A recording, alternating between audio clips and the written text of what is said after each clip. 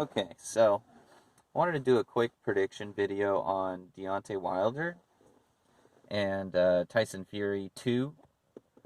So this is the night before the fight. So it's Friday the 21st, about 6:15 p.m. So I've been thinking about the fight a lot, like many other fans. I was at the first fight at Staples Center, and having watched it live, the way I had originally scored it was the first round to Deontay, and then the fifth round, I believe that's where Fury first got knocked down. Obviously, I gave that to Deontay 10-8. And then the 12th round to Deontay 10-8, obviously, because he knocked Fury down again. Um, Even though Fury rallied back strong in the 12th, after getting knocked down, I still gave it to Deontay 10-8. So, other than that, I gave the other 9 rounds to Fury. So what does that mean going into the rematch? Well, most of the time, I would say that after having suffered those knockdowns, that something like that would be in the back of the fighter's mind going into the rematch.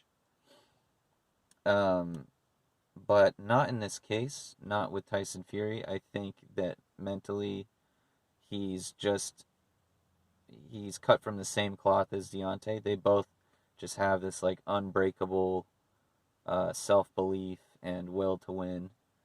So right there, I don't really give either fighter the edge.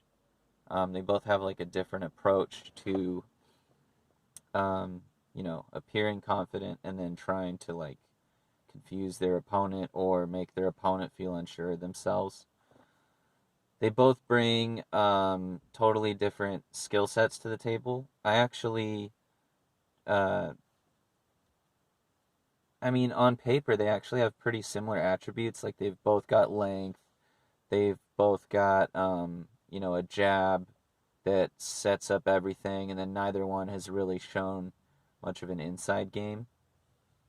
Um, but obviously, in the last fight, Wilder spent, the majority of every round coming forward, and Tyson fought on the back foot. So, if I'm looking at it like a continuation of the last fight, as in, this is the 13th round for them, then I see the edge going to Fury. Um, I do see Fury winning the fight tomorrow. I'm rooting for Deontay Wilder. I'm an American, and so you can't really say that I'm biased for my, or I mean, you could say that I'm biased for my countrymen. I've got another American fighter's hat on right now. But I don't root for fighters that way. Uh, I don't know. I root for like their story or their skill set, their style. I root for things like that. And between the two, I actually love both of them, but I just really like Deontay's story, and I've followed him for a while. I followed him since he knocked out Malik Scott. That was the first time I noticed him, and just from that knockout, I was like so enamored with like his explosiveness and just like his passion as soon as he won. Like I love his character. So yeah, I root for Deontay basically every time he fights. But I think Tyson Fury's a great fighter too and really entertaining. I think they're both good guys. So, I wouldn't be mad either way, but my heart is set on Deontay, but my brain tells me that uh, Tyson's going to come out victorious.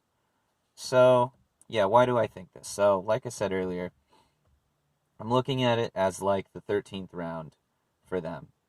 So, if you were to pick up right where they left off, Deontay had knocked down Tyson Fury. I was there live. I thought Tyson was out cold because I was in the 300 section way up top and I couldn't really see the expression on his face.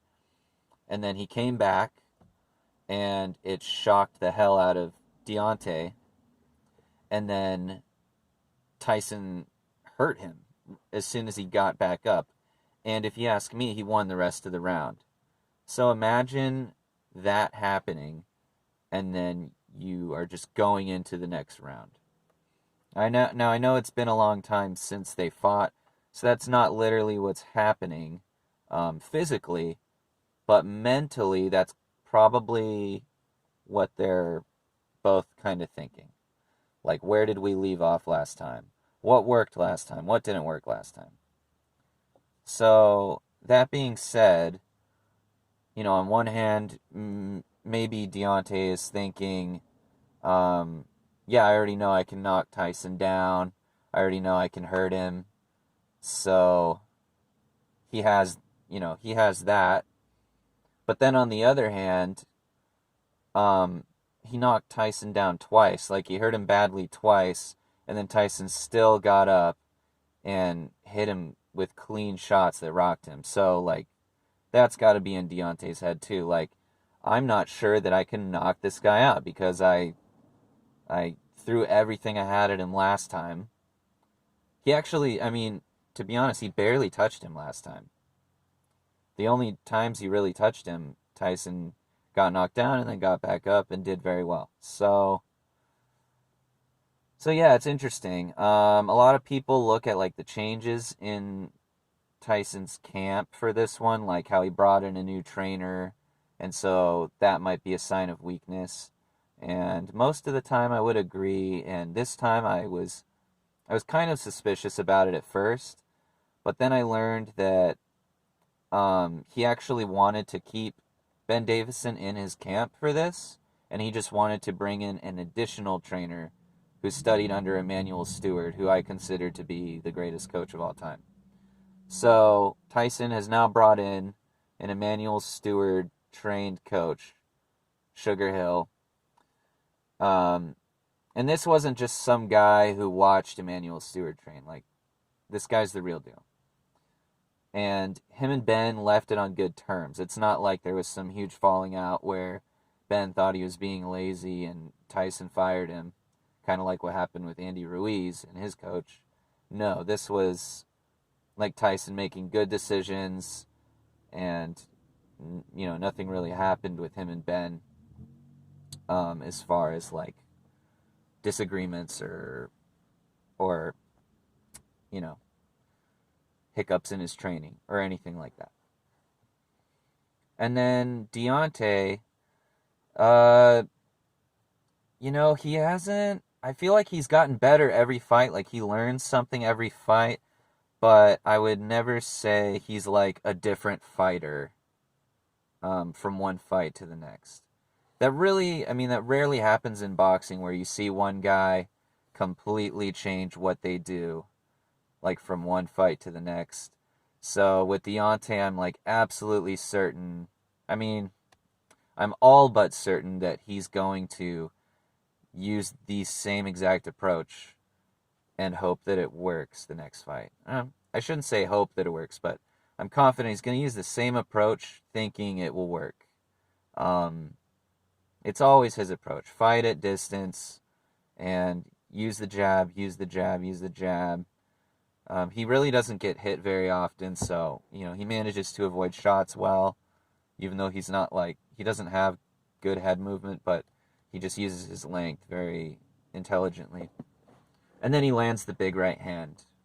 And then when he misses the big right hand, he follows it up with the left hook, and that catches guys too. So Deontay's going to come with that approach. Really, the only question mark is like what Fury's going to do. Is he going to close the distance and fight up close? Or is he going to, fight at range on the back foot? He can't fight at range and push Deontay back. Nobody can do that in boxing. Like, you can't push Deontay back by fighting at range. So if Tyson fights at range, it's going to look just like the last fight, basically, where he's making Deontay miss over and over and over again, and then Deontay might catch him here and there. Or he could close the distance, and then that could pose a lot of problems for Deontay where he would probably get totally shut out. But I don't know. I mean, I think at the end of the day, like in boxing, when fighters are tested against top competition, they revert back to like what they do best. Um, yeah, like guys don't really pull out like new, unforeseen skill sets or strategies against guys that are like on their level or at that top level. They revert back to what they know best. So Deontay and Tyson are both at that elite level. And Tyson, I don't think he's going to try something new and like walk him down. I think he's going to do what he does best, which is definitely fighting on the back foot, using lots and lots of feints, like being very, very unorthodox, scoring, points, but not like heavy blows. I think that's how it's going to go. And it'll be a 12-round decision in his favor. Trying to think if there's anything else, like any other holes, that I'm missing, but yeah, I don't know. I mean, every once in a while you'll see a guy switch it up on the rematch and have a lot of success, like take the famous Canelo Triple G fight. The first fight, Canelo fought on the back foot, and um, most of us think that Triple G won, something like an 8-4 victory. Like myself, I think he did the first time. And then the second fight, Canelo completely turned it around and walked him down and had a lot of success. And I would say I scored the second fight. Actually, I scored it 7-5 for Triple G again.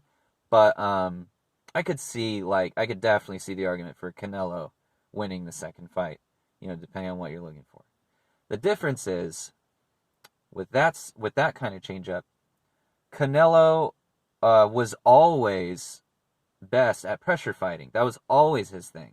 And in that first Triple G fight, when he was fighting on the back foot, it was like, I mean, to hardcore boxing fans that know Canelo, it was like surprising. Like, wow, I mean, we thought, oh, he's not going to outmuscle Triple G. I guess he has to fight off the back foot.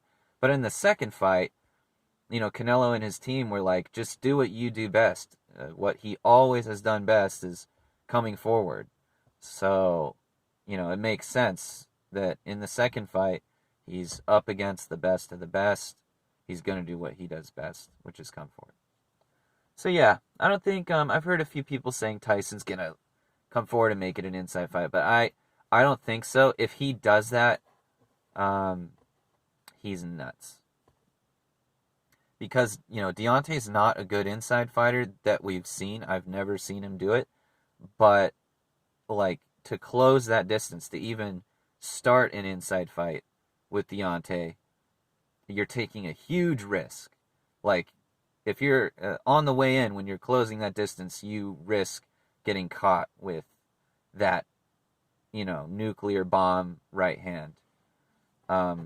You just can't take those. Like, you can't come forward and take one of those. So, yeah. I really see Tyson just boxing and, not cruising to 12 rounds, but securing a 12-round decision. Deontay will have, probably a couple moments, but, like, I don't even think he'll knock him down. I don't really see a knockdown. But, man, I'm seeing a lot of like Vegas lines saying, uh, like there's a lot of money to win if you bet on a knockout in the 10th to 12th. I'm hearing a lot of pundits saying TKO round 9 for Deontay. So, I mean, my own brother predicts a TKO round 9 for Deontay. Um, yeah, so I don't really know what to think. I would be, stoked if that happened. I just don't see it. Um, the boxer usually just doesn't lose the rematch. And Tyson is very much the boxer in this case. Very slick, very skilled, very smart. Yeah, so we'll see how it shakes out tomorrow. I would love to come back and report some good stuff for Deontay. So, yeah, let me know what you guys think in the comments.